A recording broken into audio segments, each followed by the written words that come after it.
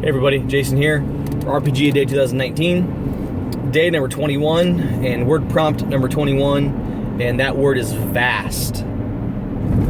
When I think of vast, excuse me, I think of a big sea of coffee that I can drink and never be tired. No, when I think of vast, vast to me reminds me of like, in role-playing terms, it reminds me of, I don't really think of sci-fi, because, I don't know, I just don't. I guess probably because fantasy is my preferred genre of gameplay.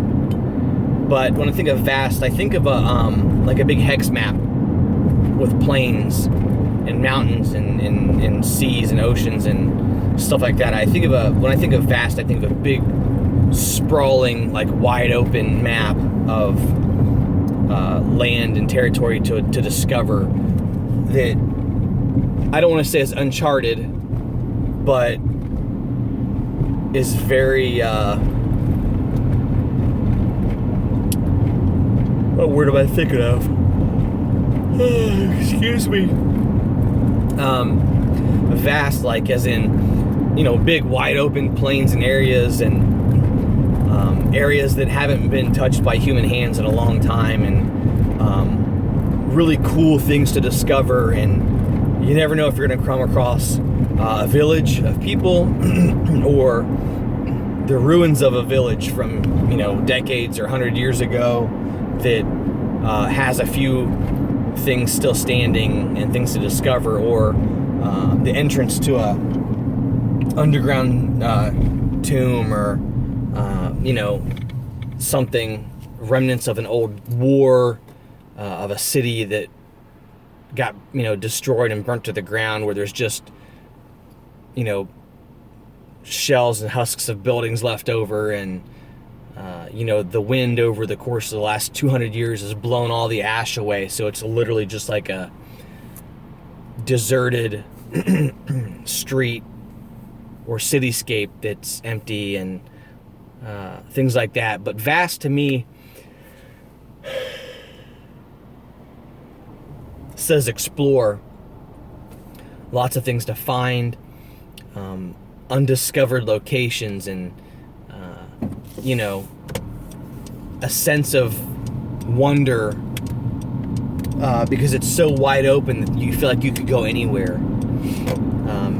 Like the scope of something, of a physical land, is so vast. I typically don't tend to think in terms of vast scope of stories. I like my stories to be tighter, more contained. We're playing Hoard of the Dragon Queen right now for 5th edition D&D, and it's very vast in its scope of traveling across Faerun and stopping the Cult of the Dragon because they're trying to summon Tiamat. And it's this thing where it's like, at the end of the adventure, I'm assuming you have to probably fight, Tiamat. You have to fight a god and save the world, and it's very super heroic in its storytelling, like the nature of what we're doing. And it feels very impersonal. I think the more vast of a scope of story, the less personal it feels. I think when you're telling a small, tight, contained, personal story, you have more of an attachment to it. You can identify better with it. I don't really identify very well with killing a god and saving the world. That just, to me, is very, I don't know. I don't want to say cliche, but it's just, I don't know. There's no personal attachment to it, And that could just be the way that I'm playing my character. That could be the way our GM is running the story. It could be the way the players are reacting to everything in the story. It could be a number of different things. Not that I don't enjoy what we're doing, because I do, but I just feel the scope of the story is so vast, it's hard for me to get personally and emotionally attached to it. Whereas if it were something like a story that was smaller, that pertain just to our local hometown or village or city or whatever the case may be. Preferably a smaller town or or a larger village or something, where everybody knows each other, and you get a chance to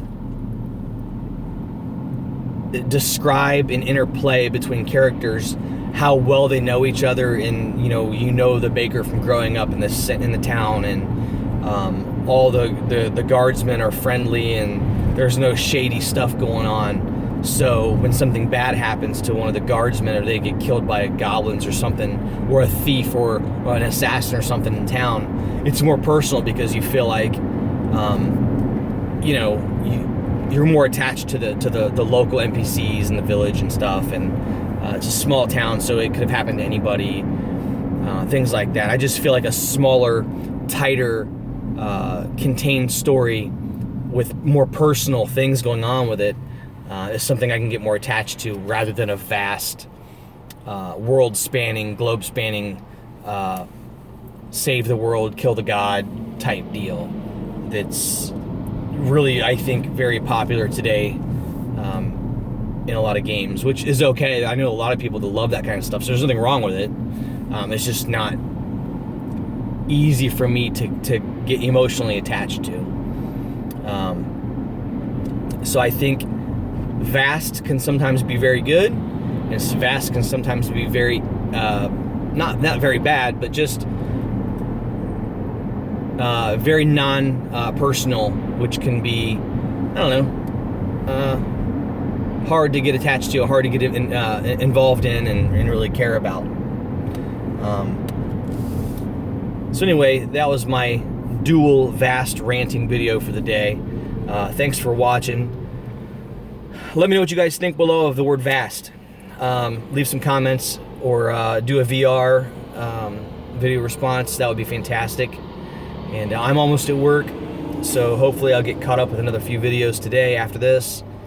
And we will see you guys tomorrow for RPG A Day 2019. Thanks for watching, and thanks for getting this far, 7.5 minutes into this rambling, if you did. And we will see you later. Bye.